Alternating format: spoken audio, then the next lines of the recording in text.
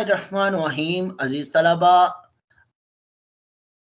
हम इस्तिलाहात का आगाज करते हैं।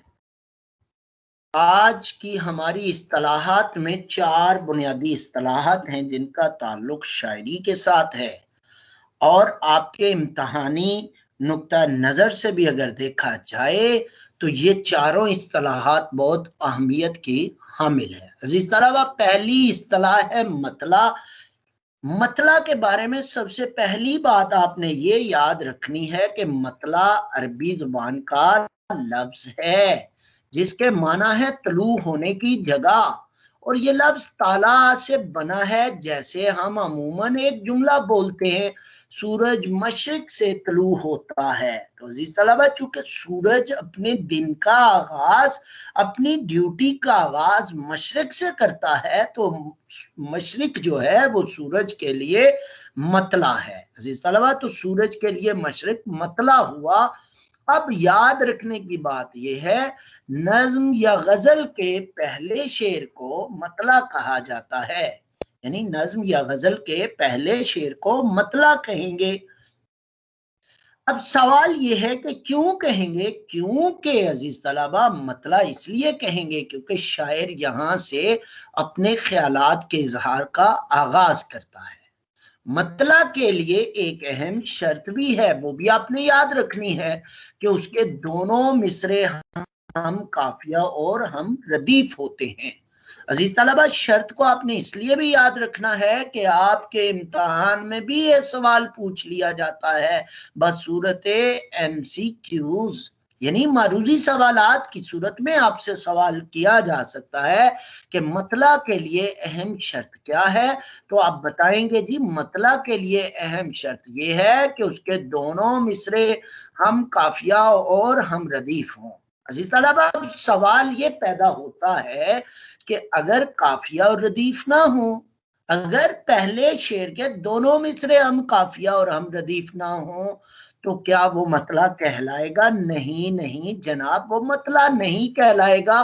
तो फिर जनाब हम उसे क्या कहेंगे? अजीज तलबा, हम उसे कहेंगे ये गजल का पहला शेर है, यानी उसे गजल का पहला शेर कहेंगे, मतला नहीं कहेंगे। यानी साबित ये हुआ कि पहले शेर के दोनों मिसरे काफिया और हम रदीफ होना शर्त है, तब ये मतला कहलाएगा।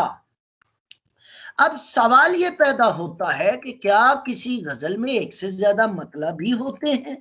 जी हाँ, एक से ज्यादा मतले भी होते हैं।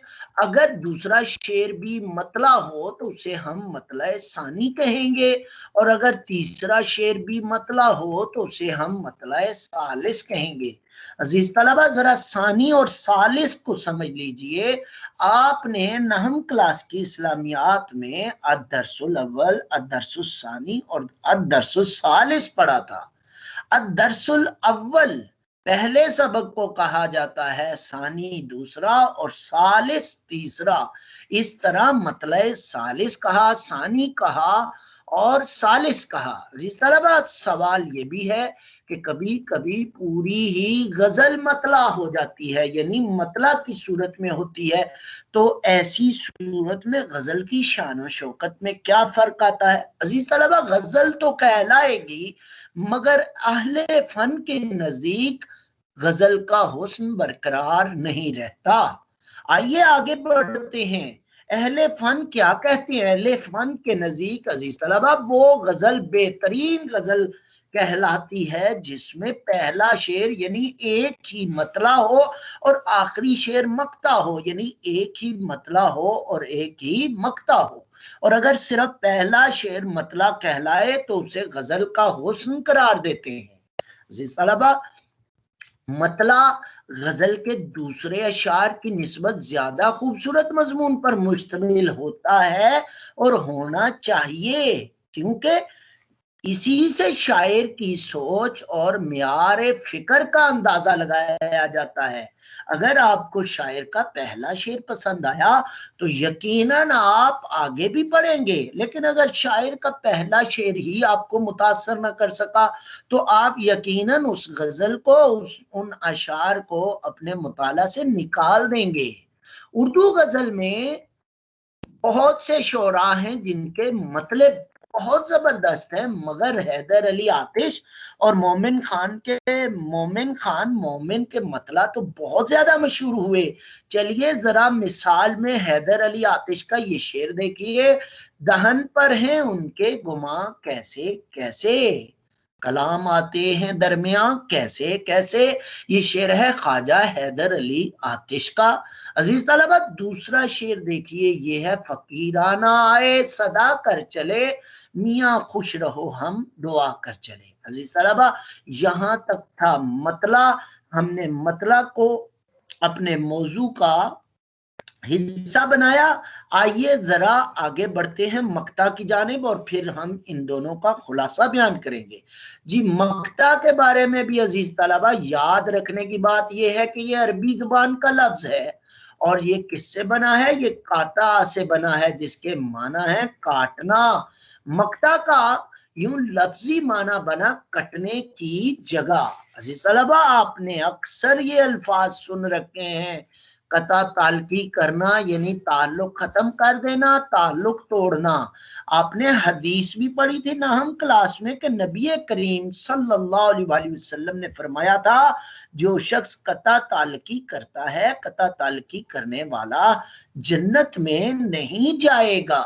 अजीज तलबा तो हमारा असल मकसद था मक्ता यानी कता लफ्ज समझाना। आइए आगे बढ़ते हैं। चूंकि इस जगह शायर अपने ख्यालात के इजहार का इख्तिताम करता है इसलिए इसे मक्ता कहा जाता है। अजीज तलबा मतला में हमने पढ़ा था चूंकि इस जगह से शायर अपने ख्यालात के इजहार का आगाज करता है इसलिए इसे मतला कहा जाता है। मक्ता में हम उसके मुतजाद पढ़ रहे हैं यानी अपने ख्यालात के इजहार का इख्तिताम, इसलिए इसे मक्ता कहा जाता है। अब सवाल ये है मतला के लिए जैसे शर्त थी कि मतला में रदीफ और काफिया यानी दोनों मिसरों में होना जरूरी है, तो अजीज तलबा मक्ता के लिए भी एक शर्त है और जरूरी है, और वो ये है कि इसमें शायर अपना तखल्लुस इस्तेमाल करे। अजीज तलबा तखल्लुस क्या चीज है, तखल्लुस शायर का कलमी नाम है जिसे वो अपने अशार में आखिरी शेर में बतौर हवाला या तारुफ इस्तेमाल करता है। मसलन आपने अल्लामा इकबाल रहमतुल्लाह अलैह के अशार पढ़े, अल्लामा इकबाल ने अपना तखल्लुस इकबाल इस्तेमाल किया। आपने मिर्जा असदुल्ला खान गालिब की शायरी पढ़ी, उन्होंने अपना तखल्लुस गालिब इस्तेमाल किया, और आपने हाली की शायरी पढ़ी, अल्ताफ हुसैन हाली ने अपना तखल्लुस हाली इस्तेमाल किया। इसी तरह आपने माहिरुल कादरी जिनका असल नाम मंजूर हुसैन है, उन्होंने अपना तखल्लुस माहिर इस्तेमाल किया, और मोहसिन का कोरवी जिनकी नात आपके निसाब में शामिल है, उन्होंने अपना तखल्लुस मोहसिन रखा। और अभी कल ही हमने तारुफ पढ़ा अकबर आलाबादी का जिनका असल नाम था सैयद अकबर हुसैन, लेकिन इन्होंने अपना तखल्लुस अकबर रखा। अजीज तलबा चलिए आगे बढ़ते हैं। सवाल ये पैदा होता है क्या एक शायर अपना अगर तखल्लुस इस्तेमाल नहीं करता तो उसका वो शेर आखिरी शेर मक्ता कहलाएगा? तो याद रखिएगा बिल्कुल नहीं। तो फिर इस सूरत में उसे क्या कहा जाएगा? अजीज तलबा ऐसी सूरत में उसे गजल का आखिरी शेर कहा जाएगा, वो मक्ता नहीं कहलाएगा। अजीज तलबा फिर सवाल पैदा होता है कि क्या जैसे सारी गजल भी मतला हो सकती है और एक से ज्यादा मतला भी अशार, एक से ज्यादा अशार भी मतला हो सकते हैं, क्या ऐसे ही शायर एक से ज्यादा अशार में भी अपना तखल्लुस इस्तेमाल कर सकता है? जी हाँ, मगर अजीज तलबा यहाँ याद रखना है बेहतरीन गजल अहले फन के नजदीक वही है जिसमें एक मतला इस्तेमाल हो और एक मक्ता इस्तेमाल हो, यानी ज्यादा अशार में तखल्लुस इस्तेमाल कर सकता है, मगर बेहतरीन गजल या गजल का हुस्न इसी बात में है कि उसका पहला शेर मतला हो और आखिरी मक्ता हो। अजीज तलबा जरा आगे बढ़ते हैं, अशार से इनकी मिसालें देखते हैं। हमने यहाँ पे आपकी आसानी के लिए और वजाहत के लिए सिर्फ दो मिसालें जिक्र की हैं जो कि दोनों मीर तकी मीर की हैं। मीर तकी मीर के एक शेर है, सख्त काफिर था जिसने पहले मीर मजहब इश्क इख्तियार किया। अजीज तलबा आगे बढ़िए, मीर तकी मीर का दूसरा शेर देखिए। कहें क्या जो पूछे कोई हमसे मीर, कहें क्या जो पूछे कोई हमसे मीर, जहां में तुम आए थे क्या कर चले, जहां में तुम आए थे क्या कर चले। अजीज तलबा यहां आप देखिए दोनों अशार में हमने मीर के नाम को हाईलाइट किया है, तखल्लुस को, सिर्फ इसलिए ताकि आपको पता चले कि दोनों अशार में मीर ने अपना तखल्लुस इस्तेमाल किया है। अजीज तलबा यहां तक थी बहस मतला और मक्ता की। चलिए आगे बढ़ते हैं काफिया की जानिब और काफिया का ऑपरेशन करते हैं और देखते हैं ये लफ्ज क्या है। अजीज तलबा आप जब भी अशार पढ़ते हैं तो आपको अशार का लुत्फ तब आता है जब अशार के आखिर में हम आवाज अल्फाज इस्तेमाल किए गए हों। तो शेर के आखिर में आने वाले वही हम आवाज अल्फाज काफिया कहलाते हैं। जरा इसका ऑपरेशन करते हैं। ये अरबी जुबान का लफ्ज है और ये लफ्ज काफी से बना है जिसकी जमा है कवाफी, जिसके माना है एक सवार के पीछे बैठा दूसरा सवार। अजीज तलबा यहाँ एक और माना भी याद रखिए, घोड़े के इन्हेनाने की आवाज को भी काफिया कहा जाता है, काफी कहा जाता है। अजीज तलबा तवज्जो तलब बात यह है, एक सवार के पीछे बैठा दूसरा सवार। अब आप अमूमन जब घोड़ों की इन्हेनाने की आवाज सुनते हैं तो वो साउंड्स आपस में मैच कर रही होती हैं, हम आवाज होती हैं। अजीज तलबा जहां इन्हेनाना लफ्ज की थोड़ी सी वजाहत करते चले जाएं। इन्हेनाना आप जैसे गली में या बाहर कहीं कुत्तों के बोलने की आवाज सुनते हैं तो आप उसके लिए बाकायदा लफ्ज इस्तेमाल करते हैं कि कुत्ते भौंक रहे हैं, बिल्ली के बोलने के लिए म्याऊं म्याऊं का लफ्ज इस्तेमाल करते हैं और कौवे के लिए काए काए का लफ्ज इस्तेमाल करते हैं। ऐसे ही जब घोड़े बोलते हैं तो घोड़ों की उस आवाज को इन्हेनाना कहा जाता है। आप ऐसा नहीं कहेंगे अम्मी बाहर घोड़े आपस में बातचीत कर रहे हैं, ठीक है। अजीज तलबा तो घोड़े के इन्हेनाने की आवाज को क्या कहा जाता है, काफिया कहा जाता है।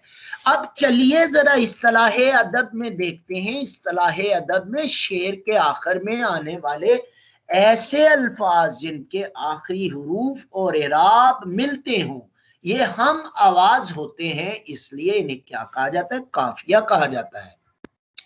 अजीज तलबा काफिया शेर की बुनियादी जरूरत होते हैं और याद रखिएगा इनके बगैर गजल मुकम्मल नहीं होती।